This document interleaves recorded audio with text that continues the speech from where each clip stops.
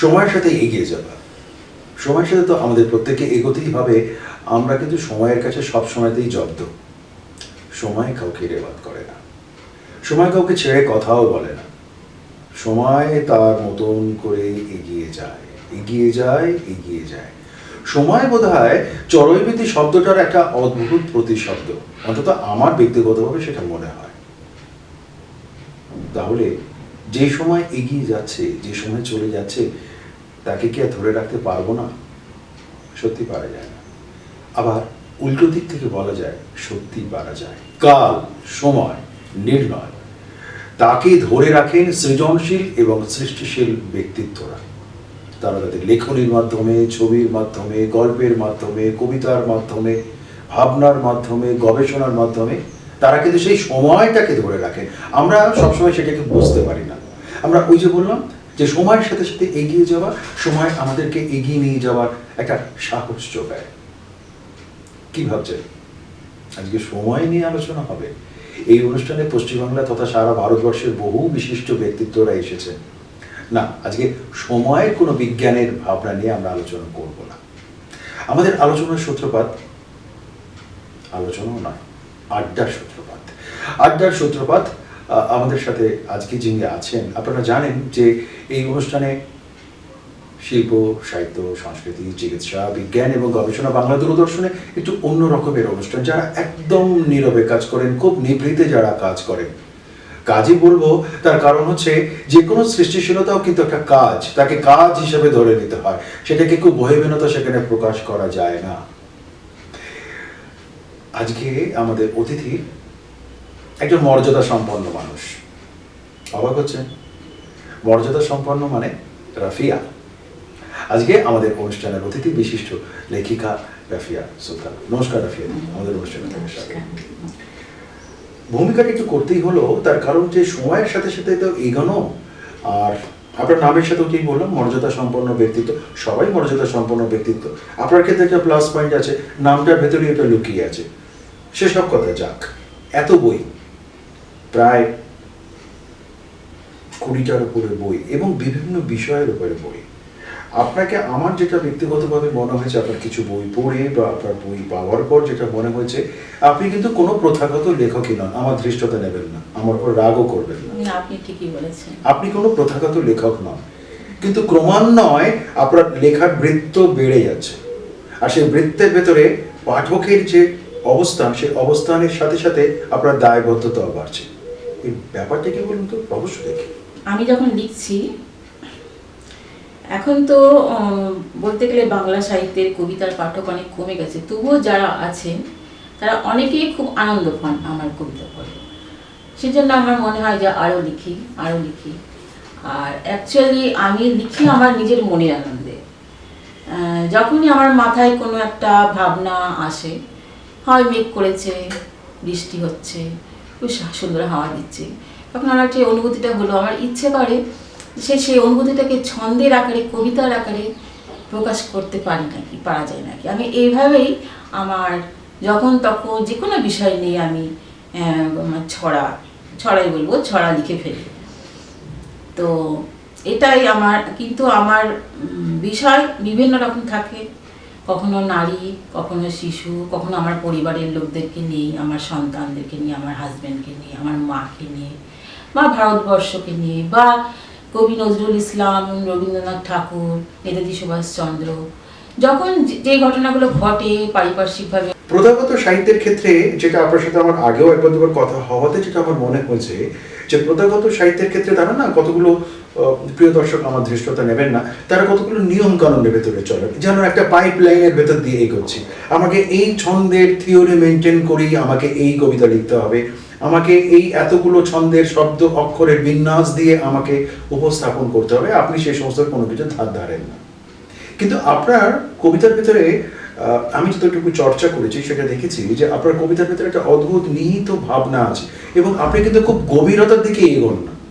যেন ছান্তিক মিলের অন্তমিলের যে সামগ্রিক যে অবস্থান, সেই অবস্থানের ভেতরে আপনি যে কবিতাকে নির্মাণ করছেন, সেই কবিতা যেন সেই মরমে বসিল, যে সরাসরি কবিতার কাছে পৌঁছে গেল। অর্থাৎ কোনো জটিলতা নেই, কোনো রহস্য নেই, কোনো কুয়াশা নেই, অধিকাংশ ক্ষেত্রেই কবিদের ক্ষেত্রে এইটা কিন্তু একটা বড় ব্যাপার থাকে।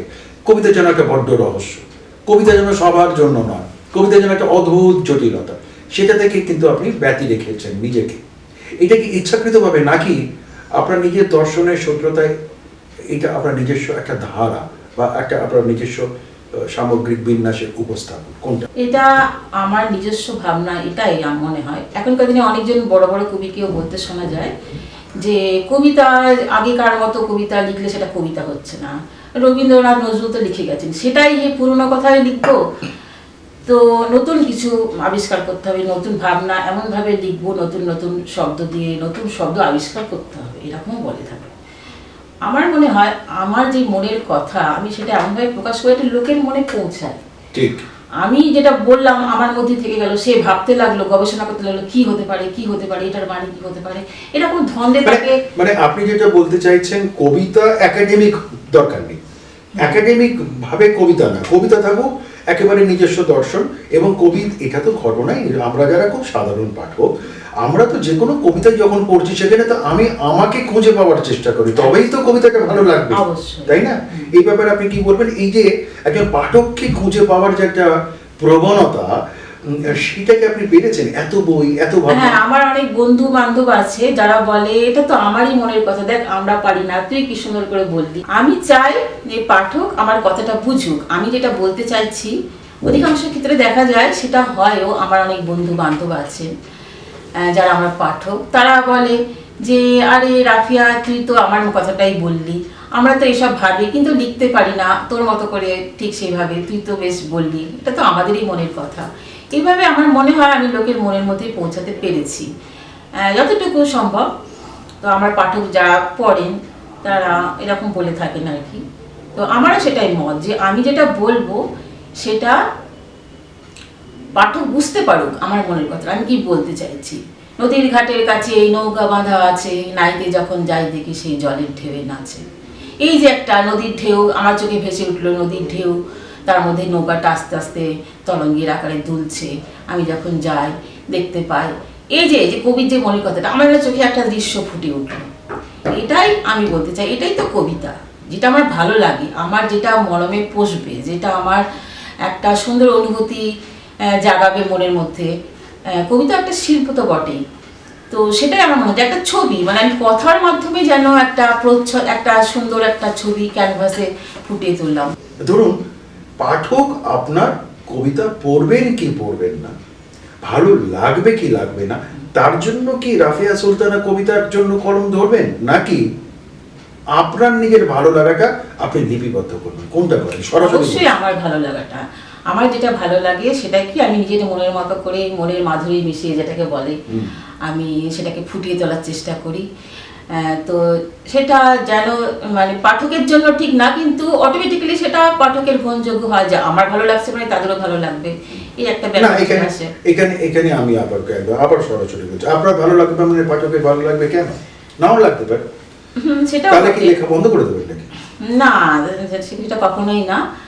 আমি নিজের মনের আনন্দে লিখবো, তাতে পাঠক গ্রহণ করুক আর না করুক, আমি আমার মতো করেই লিখবো, সেটাই আমি। যে ভাবনা আজ থেকে 20 বছর, আপনি তো সাম্প্রতিককালে লেখক নন, আপনি দীর্ঘদিন ধরে লিখছেন, যে ভাবনা আজ থেকে 20 বছর আগে যে ভাবনার কবিতা এসেছিল, যে ভাবনার লেখা এসেছিল, 20 বছর বাদে যখন আপনি অভিজ্ঞতা এবং বয়সের দিক থেকে অনেকটা একটু প্রবীণতর দিকে যাচ্ছেন, ভাবনা, সাহিত্য নির্মাণের সৃষ্টিশীলতাও তো বদলেছে, সেই নিজেকে বদলাতে পেরেছেন নাকি একই জায়গায় রাখতে পেরেছেন? না, আমার প্রথম দিকের কবিতাগুলো একটু সাধু ভাষা, মানে যেহেতু পাঠ্য বই যে ধরনের পড়েছি, একটু সাধু ভাষার ওই প্রভাবটা থেকে গেছে, একটু মানে করিয়া খাইয়া এরকম আর কি ব্যাপার। কিন্তু তো মাঝে মাঝে গুরুচঞ্জলি হয়ে গেছে। হ্যাঁ, তো পরবর্তীকালে আমি সেখান থেকে সরে এসেছি, অনেকে আমাকে বলেছে। হ্যাঁ, সেটা তো নয় শব্দ, কিন্তু আমি বলছি ভাবের গভীরতা, সংবেদনশীলতা, সেই বদলটা কিরকম হয়েছে? হ্যাঁ, সে তো অবশ্যই হয়েছে, কেননা জীবনের পথে চলতে চলতে আমি সাধারণত আমার জীবনে যা অভিজ্ঞতা, যেগুলো দৈনন্দিন জীবনে যেসব ঘটনা ঘটে সেগুলোকে আশ্রয় করি কবিতা লিখি। তো সেগুলো যথারীতি আগে 20 বছর আগে যেমন ছিল এখন তো সেটা নেই। সেরকমভাবে আমিও যেমন প্রৌঢ় হয়েছি, আমার কবিতাগুলোও সেরকম আমার মনে হয় তারাও মানে পরিপক্ক হয়েছে। এখন কবিতা- কেমন হয়েছে সেটা পাঠক বলতে পারবে। হ্যাঁ না, কতটা- আপনি প্রৌঢ় হয়েছেন সবই ঠিক আছে, কিন্তু একটা কথা বলি, অন্তত একটু রসিকতা করেই বলি, কবিতার কিন্তু বয়স হয় না, জানেন তো? কবিতা আবার ওই একই বয়সে থেকে যায়। রবীন্দ্রনাথের কবিতা ওই একই বয়সেই থেকে গেছে।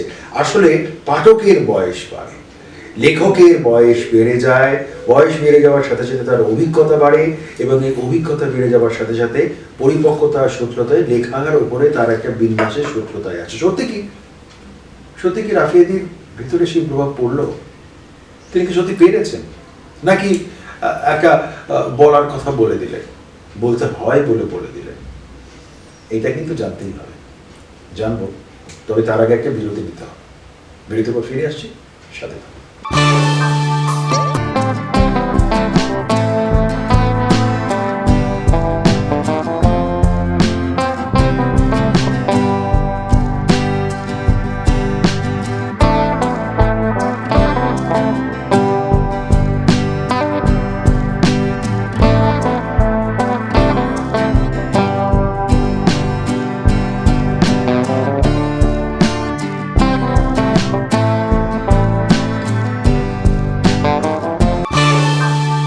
বিরতির পর ফিরে এলাম। আজকে আমাদের অতিথি বিশিষ্ট লেখিকা, কবি, আমাদের খুব কাছের মানুষ রাফিয়া সুলতান। রাফিয়াদি, যেটা ওই বিরতির আগে কথা হচ্ছিল, আপনি কিন্তু বরাবর ওই একই জায়গায় না স্টিক করে আছেন। আমার যা ভালো লাগে, আমি অত কিছু পারি না, আমি যেরকম যা পারি আমি ওইটুকুই লিখে যাই। আমি এটাকে আপনাকে অবশ্যই সাধুবাদ জানাচ্ছি, কিন্তু আপনার অনেক রিসার্চ ওয়ার্কের অন্যান্য ভাবনা আছে। আপনার একটি বই, যেটা আমি নিজে পড়েছি, আপনি আমাকে দিয়েছেনও বটে, কবিতার ছন্দে কোরআনের কাহিনী। কেমন? এখন প্রিয় দর্শক, আমার দৃষ্টতা নেবেন না, ধর্ম ইত্যাদি এই বিষয়গুলো, ধর্ম মানে ধারণ করা, আমি সে সূত্রে আসছি না। এখন এই যে কোরআন বিষয়টা তো অনেক বেশি জটিল, গভীরতা, ভাবনা, বোঝার বিষয়ে সূত্রতা আছে, কিন্তু সেটা বোধহয় আমার এটা মনে হয়েছে যে অন্তত কবিতার ছন্দে অনেকটা বেশি মানুষের কাছাকাছি পৌঁছে দেওয়ার একটা প্রয়াস আপনি করেছেন। এর রহস্যটা কি বলুন তো? আচ্ছা, আমরা ছোটবেলা থেকেই রামায়ণ মহাভারতের গল্প শুনেছি, সবাই বড় হয়, কিন্তু কোরআনের ব্যাপারগুলো সেভাবে আমাদের সমাজেও সেভাবে জানার লোকের নেই, আর আমাদের ধর্মের বাইরেও সে তাদের তো জানার কথাই নয়। না, কিন্তু এখানে তো দিদি অভিভাবকদের একটা বড় অবদান রাখা দরকার। অভিভাবকদেরও তো এগিয়ে আসা উচিত। ছোটদের যে পড়ানো হবে বা না, সমস্যাটা এখানে যে কোরআনটা সাধারণত আমাদের সমাজে আরবিতেই পড়ানো হয়। আমরা আরবিতেই পড়তে অভ্যস্ত, আর বাংলায় পড়লেও সেই দুই একটা লাইন হয়তো কোথাও উদ্ধৃতি হিসাবে তুলে দেওয়া হয়, সেগুলো পড়া হয়। কিন্তু আমার হঠাৎ মনে হলো, আমি ছোট থেকেই একটু ধর্মভীরু পরিবারে, মানে ধার্মিক পরিবেশে মানুষ হয়েছি, তো ছোট থেকে আমিও আরবিতে কোরআন পড়ে এসেছি। বড় বয়স আমার মনে হলো, আমি যেটা পড়ছি সেটা যদি বুঝতেই না পারলাম, তাহলে আমরা বলি কোরআন মানে ঈশ্বরের আদেশ নির্দেশ, তার বাণী, তার একটা চিঠি আমাদের কাছে, তার ভাব প্রকাশ, যে এইভাবে চলো, বা এটা সেটা, কিছু ইতিহাসের কাহিনীও আছে। তো আমার মনে হলো যে রামায়ণ মহাভারতের গল্প যেমন শিশুদের মধ্যে, বড়দের মধ্যে যেমন আমরা জানি, তো আমাদের কোরআনেরও তো অনেক কাহিনী আছে। আমার এটা কোরআনের কাহিনী মানে কোরআনের যেসব নবীরা এসেছেন, তাদের যেসব কাহিনী, অনেক কাহিনী বর্ণনা আছে কোরআনে, কিছুটা বিস্তৃত, কখনো ছোট ছোট করে ছড়ানো ছিটানো, সেগুলোকে পড়তে পড়তে আমার মনে হলো, আচ্ছা, আমার যেমন মনে হয় যে এটাকে কবিতা আকারে লেখা যায় না, আমার সেরকম মনে হয়। আপনি যেটা বলতে চাইছেন সেটা হলো যে এটা কিন্তু আপনার একটা সামাজিক দায়বদ্ধতার সূত্র।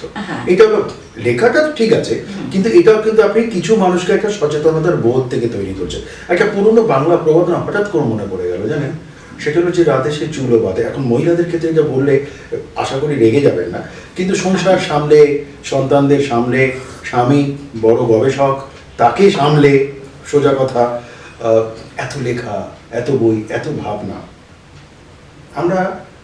আমি আলাদা করে কখনোই ব্যক্তিগতভাবে, প্রিয় দর্শক এটা আমার দৃষ্টতা নেবেন না, আমি ব্যক্তিগতভাবে নারী সাহিত্যিক, পুরুষ সাহিত্যিক এইভাবে আমি বিশ্লেষণ করতে মোটেই রাজি নই। এটা আমাকে মাফ করবেন, আমি এটা বলতে রাজি নই। কিন্তু তবুও প্রাসঙ্গিকতার সূত্র ধরে মহিলাদের যারা লেখালেখি করছেন, যাদের ঘর সংসার সামলে লেখালেখি করতে হয়, তাদের একটা ভিন্ন এবং অন্য রকমের ভাবনার সাংসারিক চরিত্র ভেতরে তাকে এগোতে হয়। তার ভয়ঙ্কর ব্যস্ততা থাকে সংসারের সামগ্রিকতার জন্য, পাশাপাশি লেখাটা আসে। ওই যে বললাম, যিনি রাঁধেন তিনি চুলো বাঁধেন, পুরনো প্রবাদ, কিন্তু চিরকালের পুরনো চাল তো ভাতেই বাড়ে। ব্যাপারটা হচ্ছে সেটা।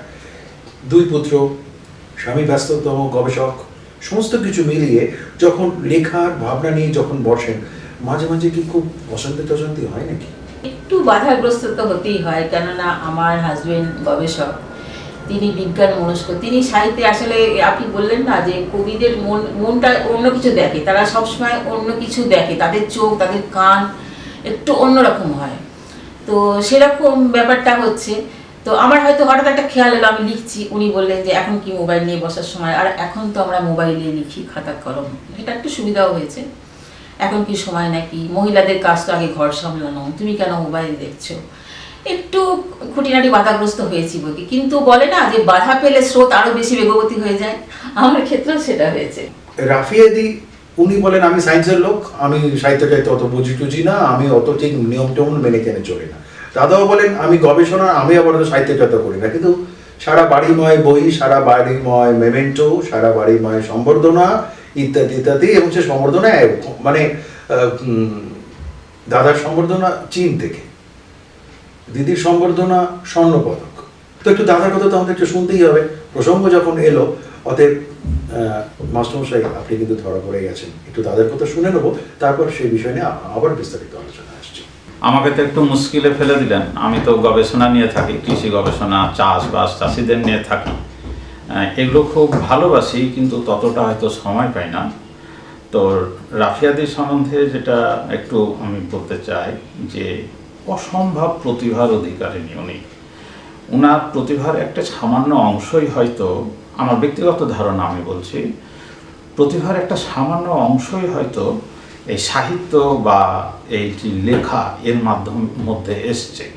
সে কিন্তু সমাজ, সংস্কৃতি, বিজ্ঞান, অন্যান্য দিকে তার এত জ্ঞান যে আমি আমার সঙ্গে মাঝে মাঝে আমি একটু দুঃখ পাই, যে একটু আমার খারাপ লাগে যে আমি যখন রিসার্চের কিছু জিনিস ওর সঙ্গে একটু শেয়ার করব, আমার অফিসের কিছু জিনিস একটু শেয়ার করব, আমার স্টাফদের কোনো অনুভূতি শেয়ার করব, তো শেয়ার করব কেন, সে অত্যন্ত ভালো আমাকে সাজেশান দেয়। বা আমি সোসাইটি পরিচালনা করি, এখানে একটা সোসাইটিতে আছি, তার জন্য ওর সাজেশান ছাড়া যেন আমি করতে পারবো, কিন্তু যেন একটু ভয় হয় ওর কাছে সাজেশানটা নিই। আর এই জন্য আমি চাই যে ও আমার কাছাকাছি কিছুটা থাকুক, কিছু সময় দিক, আমি যখন অফিস থেকে আসবো 10 মিনিট থাকবে, একটু কথা বলবে, কিন্তু সেই সময় আবার লেখালেখিও করে, এটা আমার একটু অভিমান হয়। তবে আমি চেষ্টা করি যে ও কন্টিনিউ করুক, ওর যেহেতু প্রতিভা আছে, ভীষণ প্রতিভা আছে। আমি মনে করি, জানি না কতদূর ও এগিয়েছে, অনেক কিছুটা অবশ্যই এগিয়েছে, তবে ও কিন্তু অনেক এগোতে পারবে, এইটুকু আমার ধারণা। ও যে বিষয়ে হাত দেয় সেটাই মানে শোনা হয়ে যায়, আমরা বলি না, সেই রকম ব্যাপারটা।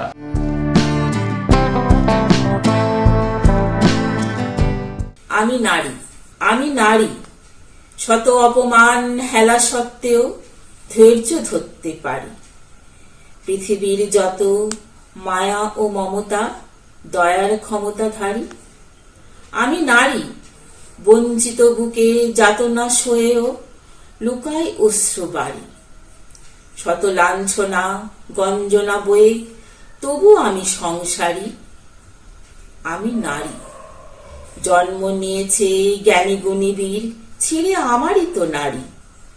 তবুও সমাজ করে অবজ্ঞা, কেন যে বুঝতে নারী। আমি নারী, আমি শৃঙ্খলা, আমি শৌর্য শক্তি, অসুর দর্পহারী। যদিও অবলা, প্রয়োজনে আমি তুলে নিই তরবারি। আমি নারী, ওহে কাপুরুষ, ভেবো না আমায় দুর্বল, পরে শাড়ি রোশনালে হাত করব ভস্য, আঘাত চেহানে তারি।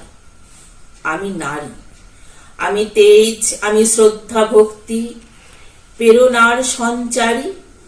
আমি বিধাতার অবারিত দান, পুরুষের সহকারী।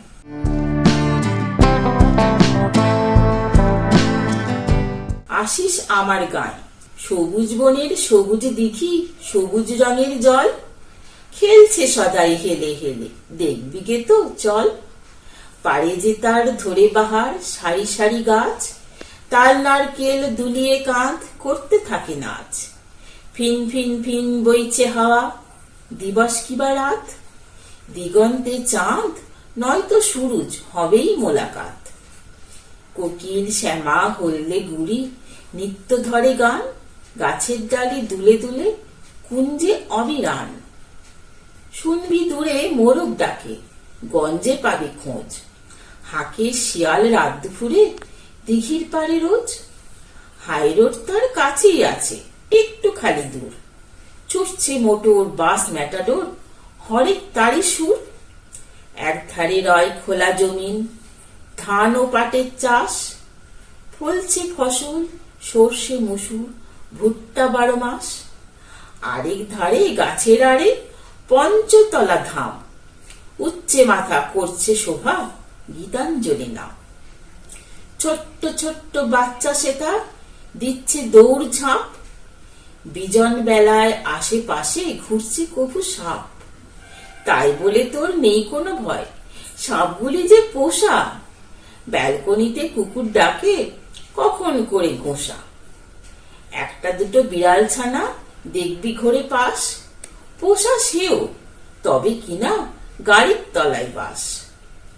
2-4খানা বানরও ভাই মাঝে মাঝেই আসে, করতে দেখা মানুষ তারা বড্ড ভালোবাসে। ঝাউ গাছ আর ফুলে ভরা সবুজ ঘেরা বুক, চাইবি যেথা দেখবি সেথা দৃষ্টি ভরা সুখ। সকল পরিবেশটি জুড়ে শান্তি ভরা ঠাঁই, নেমন্তন্ন রইল যে তাই, আসিস আমার গায়।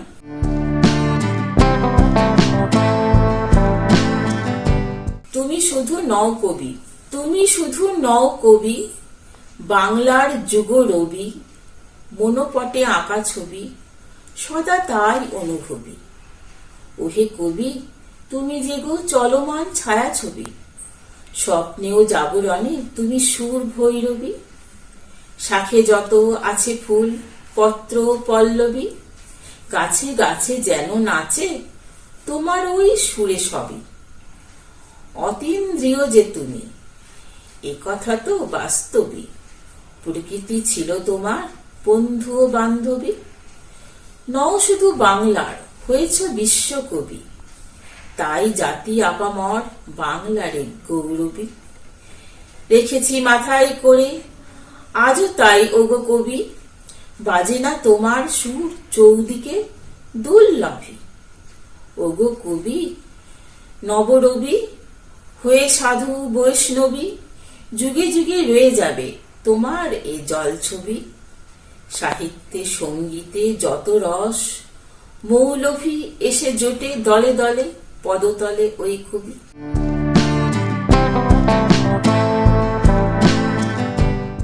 আমার গ্রাম স্নিগ্ধ শ্যামল ছায়ায় ঘেরা, আমাদের এই গ্রাম নিবিড় যেন মায়ায় ভরা, কাঁঠাল গাছে নাম। বনে রঙিন ফুলের শোভায় শান্তি সুখের ধাম, স্নেহে যে তার মায়ের পরশ পায় সে অবিরাম। সোনার ধানে উজ্জ্বল জমি, বাগান ভরা আম, কাজলা দিঘি তালের শাড়ি, গাছে কাঁঠাল জাম। ডালে ডালে পাখির গানে মুখর সুভাসাম, শান্ত নদীর শীতল হাওয়ায় শুকায় চাষির ঘাম। মাঠে ঘাটে কতই যে তার ছুটে বেড়াতাম, চাঁদনি রাতে বাঁশ বাগানে পরাণ জুড়াতাম। ছিপ ফেলে তার পুকুর পাড়ে ট্যাংরা যে ধরতাম, কাল বৈশাখে ঝরা আমে আঁচলটি ভরতাম। গ্রীষ্ম সাঁঝে সবুজ ঘাসে আসনটি পাততাম, শরৎকালে শিউলি ফুলে মালা যে গাঁথতাম। সেই যে আমার ছোট্টবেলার স্বপ্ন মেখা গ্রাম।